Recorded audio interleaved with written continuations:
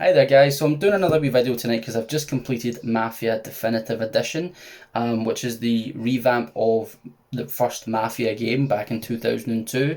This video is not going to contain any spoilers about the story, so if you've never played Mafia, don't worry, I'm not going to spoil it for you. This is just a wee video to talk about the actual gameplay, the graphics, and how I felt about the game. So if you're, considering buying it, you're not too sure, and you check out this video, I hope it encourages you to actually go out and get the game, because I would recommend it, definitely.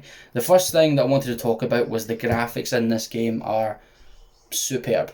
Loved the graphics in this game, from the characters, each and every single one of them are like, the detail in them is brilliant, from where they're looking to how they're speaking and so on. The graphics also with the city that you're driving around in, Lost Haven or Lost Heaven or whatever it's called, from every puddle that has a reflection on it to the actual cars looking pristine to the point you can see reflection in them as well. Now I'm not saying they're like mirrors and you're seeing a precise detail of what's around you, but you can see the light hitting off the cars and moving, or as the cars going through the city. The graphics are on top form when it comes to this game. Now I know it was the developers of Mafia 3, so I've never played the very first game. I've seen the graphics of the first game, but I've never played the very first one.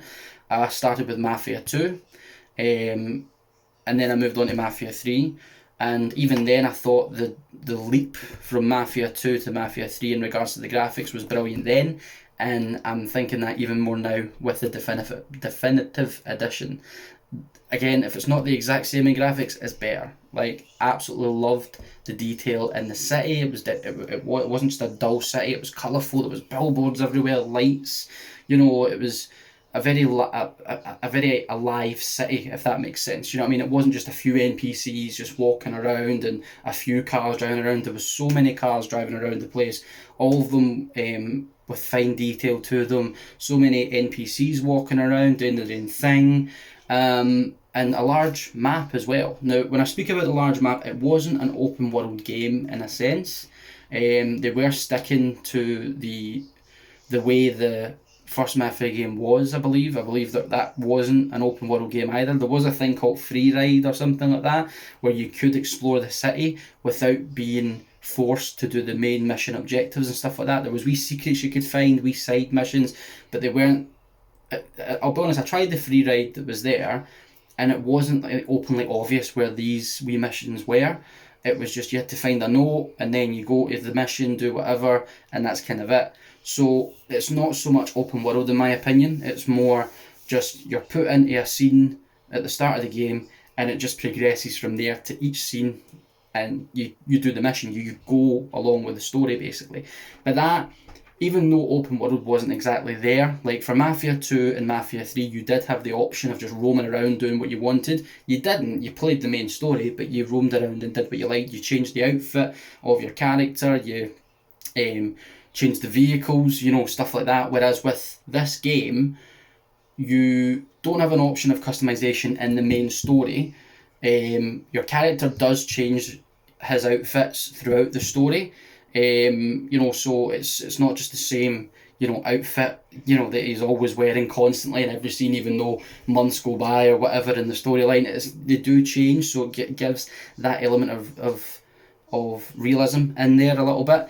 And in the garage that you get access to, there is a different arrangement of cars there that you can drive, and you can change the colour of the cars, you can change like the colour of the interior, the colour of the exterior.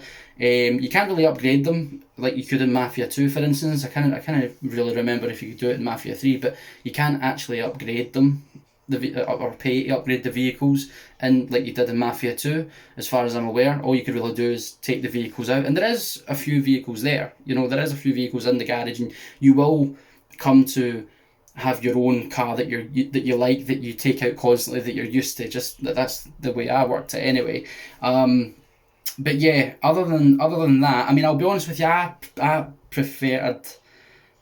have preferred it if they had the option that you could just go about doing what you wanted. I mean, you probably could. Like, when it tells you to go to one location for a mission, you probably could.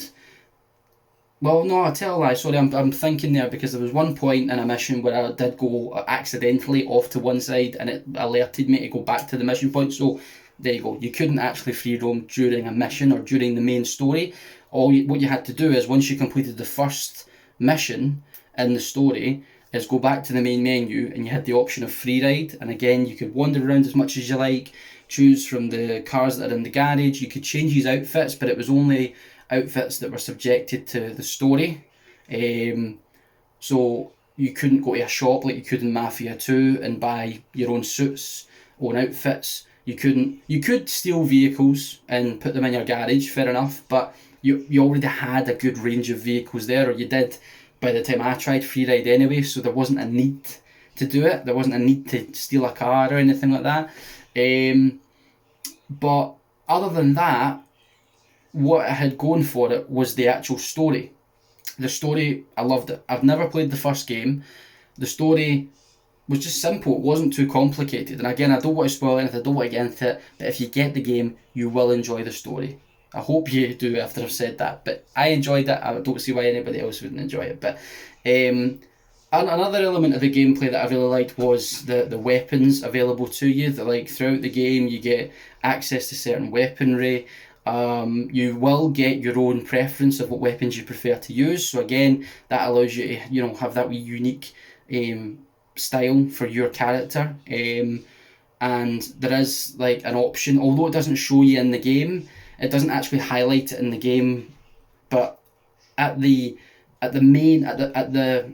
Saleri's bar, if I'm saying his name right, your Don, your boss, his bar, up the stairs there's an armory where the guy can give you weapons and stuff like that, basically. But it never actually tells you that you can go there every mission to reload and restock up in your weapons, basically.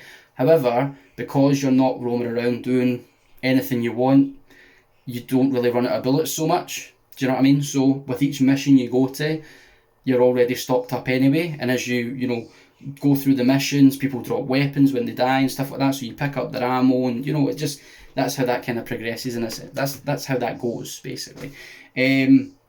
But yeah, I would definitely recommend the game, honestly. Like, it was a story that kept me going with it.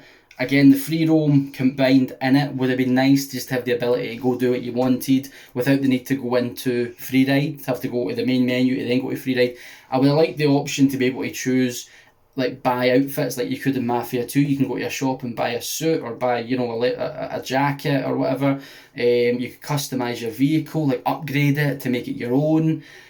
Again, like I say, you can customise your vehicle in this, but you can't upgrade the speed. They're already a set speed, so if you want a fast car, the option is there to have it, but it's chosen for you. It's not your own unique car. Do you know what I mean? So I would have liked that kind of thing to be in it, to be fair, for all that just to be combined, just like Mafia 2 and Mafia 3. But it didn't ruin the game for me. The story's brilliant. I do recommend it.